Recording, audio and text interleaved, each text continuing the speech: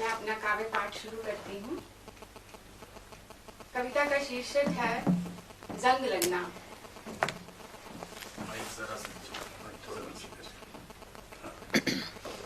जंग लगना लोहे की लोहे से विरक्ति है, जैसे रेशम की शॉल का पड़े पड़े घिस जाना।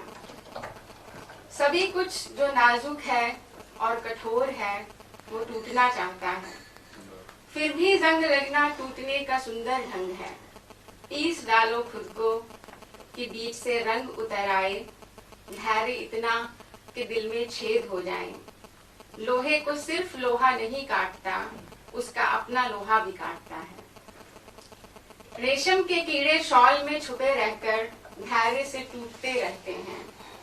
गेहूं के अंदर ही है घुन, मटर की आज्ञा है कि उसे सुंडियां खा जाए।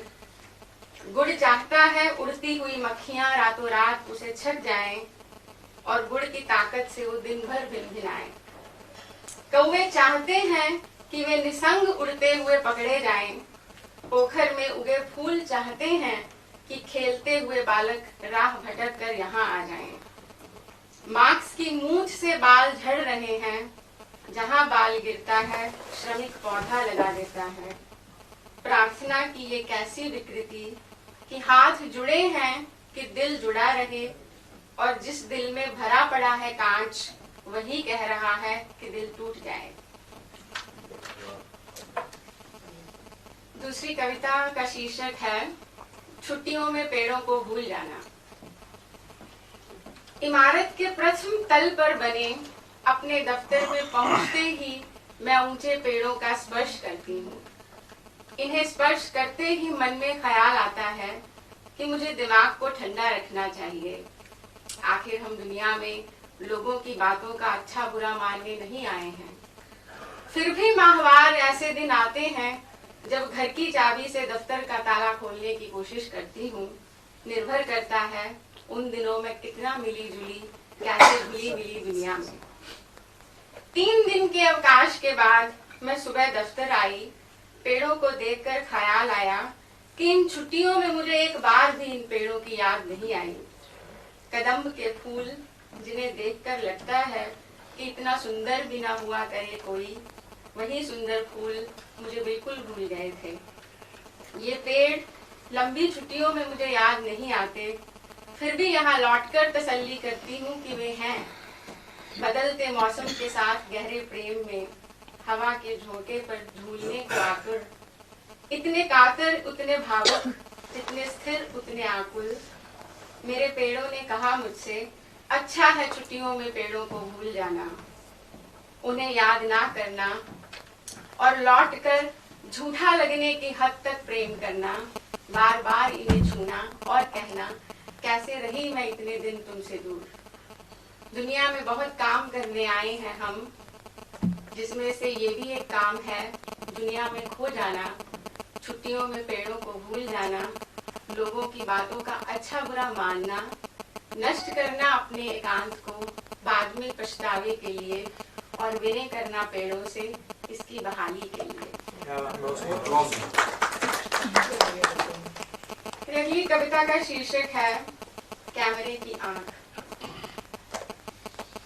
मेरी टांगे कांपने लगी थी क्योंकि तुम खींचना चाहते थे मेरी सबसे सुंदर तस्वीर।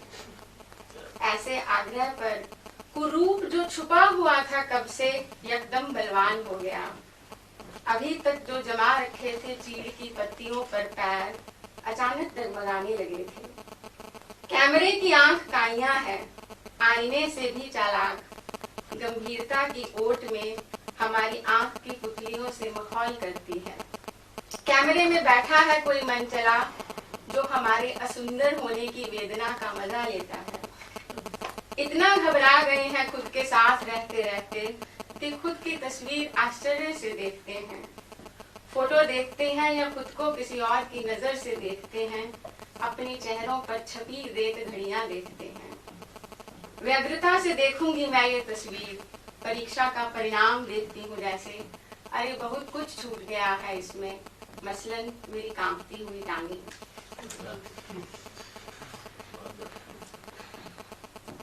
इस कविता का शीर्षक है दुख और मिठाई। माँ से पहली बार मार खाने के बाद मैं सुबक रही थी। उसने चीनी खाई, उसे अच्छा लगा। सहेलियों ने उसकी उपेक्षा की, वह रो रही थी। उसने टॉफी खाई, उसे सुकून मिला। उसका दिल टूटा, उसे घुटन हो रही थी। उसने चॉकलेट खाई, उसे हल्का लगा। दुखों के सामने छोटी मोटी बुद्धि, चालाकी और हास्य बोध किसी काम नहीं आता। दुखों को सहने में इनकी भूमिका संदिग्ध थी, जबकि आलू और गुलाब जामुन खाकर तुरंत राहत मिल जाती थी। इस तरह इससे पहले कि दुख उसे घेरते, वह कुछ ना कुछ खाने की इच्छा से घिर जाती। बस एक दिल था, बोझिल नाड़ियों से खून सींचता, अब हाय तौबा करने लगा था। रक्तचाप की गुपचुप भाषा में दिल के नए दुख सुना रहा था।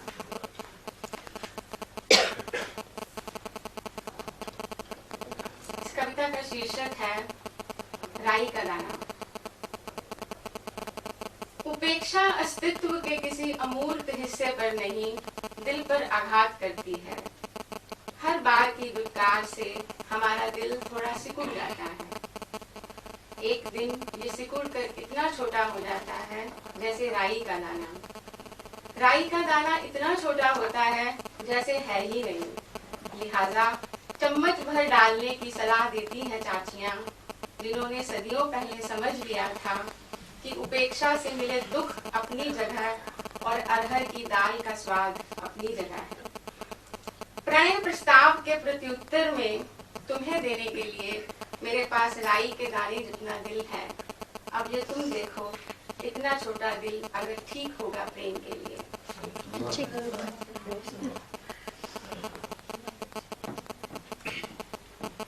ये कविता है चंपा का पेड़। चंडीगढ़ में वनस्पति बहुत अच्छी होती है। एक खास बात जो चंडीगढ़ आने के बाद हुई कि आपको इतना अवकाश और ऐसी प्रकृति मिलती है कि बहुत सारे पेड़ जो हम सिर्फ सुनते हैं या उनके बारे में कोई विवरण देखते हैं, तो चंडीगढ़ में उनको साल भर की यात्रा देखने का बहुत प्रमुख अवसर मिलता है। तो ये खास तौर से चंडीगढ़ के चंपा के पेड़, हालांकि इत्तेफाक हुआ कि मैं जहाँ रुकी वहाँ पर भी चंपा के पेड़ थे। सो चंपा का पेड़। चंपा के पेड़ से बात करना धैर्य का अभ्यास है। खुद आगे बढ़कर ये पेड़ बात नहीं करता। पत्तियां खरखर नहीं करती कि शरद द्वार खड़ा है। शीत हवाओं के निहोरे से अलबत्ता चुपचाप झरता है। इतना दूर नहीं उगा कि संकल्प करके इसे कोई ढूंढने निकले। इसके नाम से नहीं होता एक प्रांत अलग दूसरे प्रांत से। मिल जाता है धूल भरी सड़कों के किनारे, शहर दर बदर, कतार में, एकांत में, स्वांतः सुखाए, गलियों बागों बागीचों में रास्तों को रोशन करता, प्रतीक्षा मुक्त, ना मधु ना भ्रमर। चंपा के पेड़ पर कुछ भी उलझा हुआ नहीं है। पत्तियां मुश्किल से एक दूसरे को स्पर्श करती। फूल खिले टहनियों पर विरक्त, ऐसी निस्पृहता। जीवन है तो ऐसी निस्पृहता क्यों मेरे पेड़? कौन है तुम्हारे प्रेम का अधिकारी? सर्वत्र तो दिखते हो पर मन में किसके बसते हो?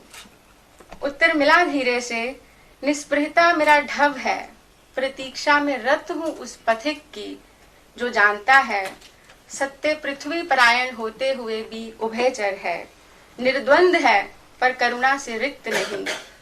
मैं उस पथिक के प्रण पर नहीं, उसकी ऊहापोह पर जान देता हूँ, जो सत्य की प्रतिष्ठा ऐसे करता है जैसे आटे को सिद्ध करती स्त्री परात में कभी पानी और डालती, कभी आटा और मिलाती है।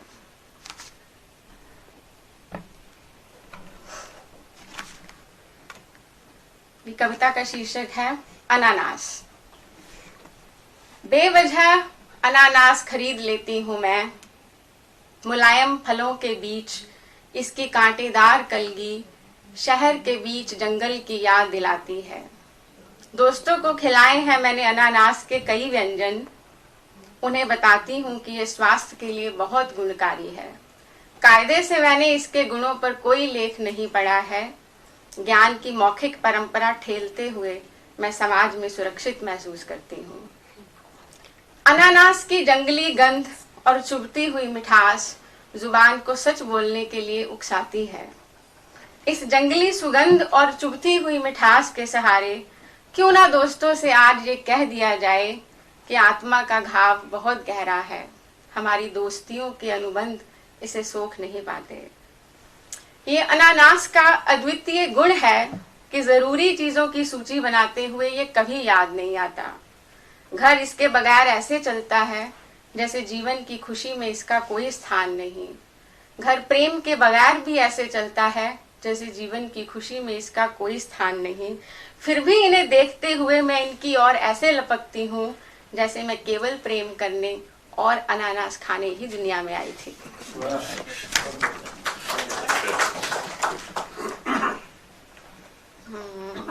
मैं और मेरे विद्यार्थी। मैं और बीए भाग 2 के विद्यार्थी सप्ताह में 5 दिन ठीक 9 बजे लाजमी अंग्रेजी की क्लास के लिए 35 नंबर कमरे में पहुंचते हैं। विद्यार्थी मेरा अभिवादन करते हैं, मैं उन्हें धन्यवाद करती हूँ। ज्यादातर विद्यार्थी सोचते हैं कि जीवन बस जीवन है, कोई कला नहीं। जब तक मैं नहीं बताऊं कविता क्या कर सकती है, उन्हें नहीं लगता कि कविता कुछ कर सकती है।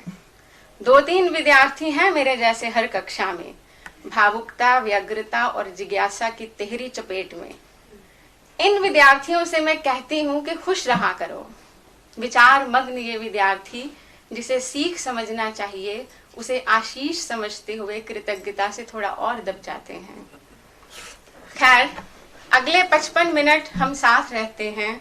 मैं शुरू करती हूँ कविता पाठ, सरलार्थ और सप्रसंग व्याख्याएं। बहुत मुश्किल से समझा पाती हूँ कि थेम्स नदी के तट पर खड़ा कवि अतीत, वर्तमान और भविष्य के संधि काल में उदास क्यों है। विद्यार्थी चुपचाप सब सुनते हैं। असहमति के अवसर पर हम इस बात पर बात को बिठा देते हैं कि कविताओं के मामले में सभी की निजी राय हो सकती है। हमारी असहमतियां विनम्रता और आदर की हद में रहती हैं।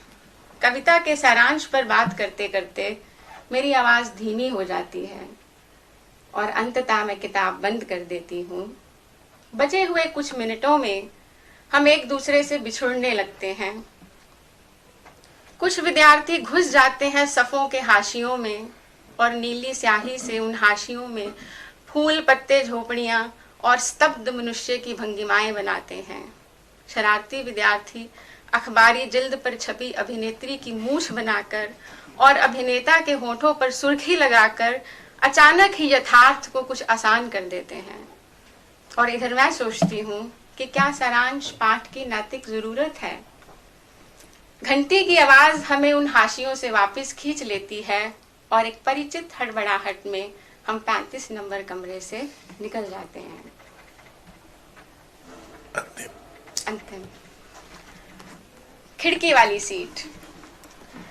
जीवन में खुशी के लिए कम ही चाहिए होता है।